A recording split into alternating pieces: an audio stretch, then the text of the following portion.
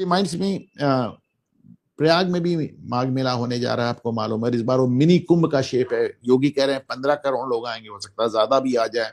वो तमाम लोग जो कुंभ में नहीं आ पाए किसी कारण से, वो आने की बात हो रही है।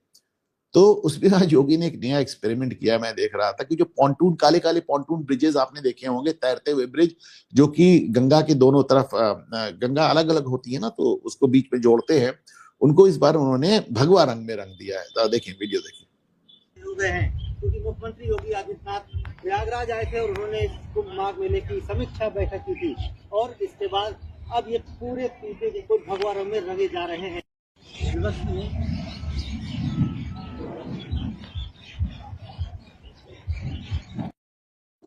तो ये भगवा रंग में रंगे हुए, हम लोग तो बचपन से काले रंग के ही पॉन्टून ब्रिजेस देख रहे हैं। ये एक नई चीज है, ये भी दिलचस्प लगी मुझे। आज साहब, अहमदाबाद में बहुत ज्यादा बुलडोजर चल रहा है। गुजरात सरकार एकदम जितनी अवैध बस्तियां थी उन्हें खाली करा रही, इसलिए भी करा रही है, खाली बस्ती नहीं खाली हो रही, समझिए। ये सब बांग्लादेशी भी पकड़े जा रहे हैं, बहुत ढेर सारे छोड़ के भाग गए। जो नहीं पकड़े गए, जिन्होंने यहाँ पे घर वर बना लिए, उनके घर तोड़े जा रहे हैं। तो ये बस्ती खाली कराने का एक जो सबसे बड़ा इसके पीछे आपको रीजन नजर आ रहा है कि जैसे वो अमित शाह ने कहा था कि गृह मंत्री ने कि एक भी घुसपैठिए को छोड़ेंगे नहीं, ये उसी की कार्रवाई चल रही है।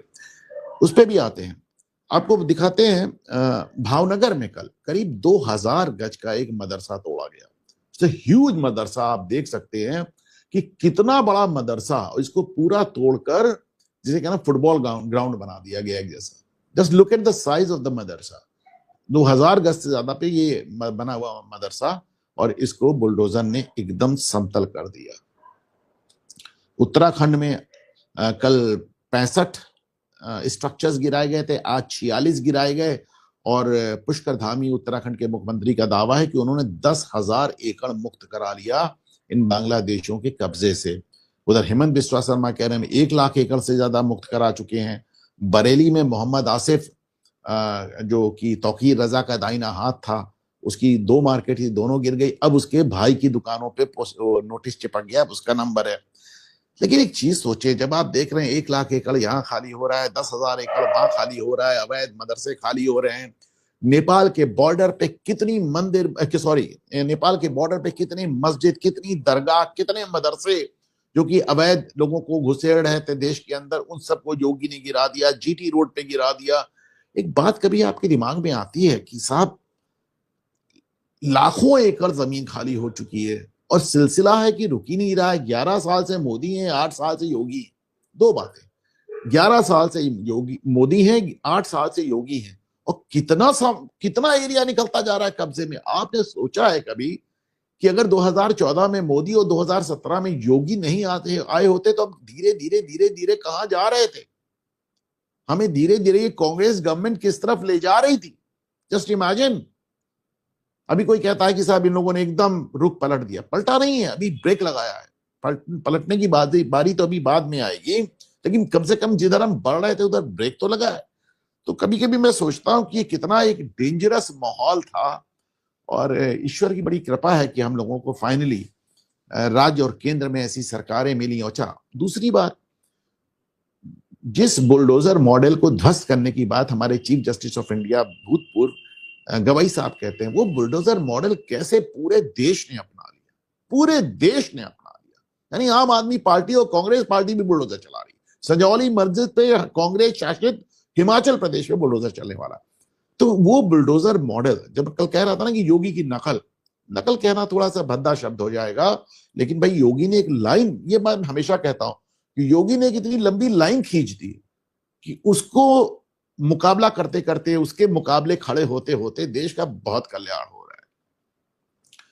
घुसपैठियों की बात हो रही थी, तो सब इतनी मात्रा में घुसपैठी भाग रहे हैं वहां से, वेस्ट बंगाल से, कि उनको देखने के लिए आज वेस्ट बंगाल के गवर्नर बोस साहब खुद पहुंच गए। उनका जाके देखे तो मेरे ख्याल से थोड़ा सा ये इनकी ममता बनर्जी से 3 साल में लगातार लड़ाई चलती रहती है, तो बड़ा वो खुद ही जाके बॉर्डर पे उन्होंने जाके देखा। उन्होंने कहा कल मैं और बॉर्डर दौरा करूंगा और बॉर्डर एरियाज में जाऊंगा, बहुत लोग भाग रहे हैं। तो बंगाल के गवर्नर वहां पहुंचे और उन्होंने अपनी आंख से देखा। बेसिकली वो देखने आए थे कि इनको भागने में कोई दिक्कत तो नहीं हो रही है, क्योंकि उन्होंने वहां पे बीएसएफ वालों के साथ मीटिंग भी की।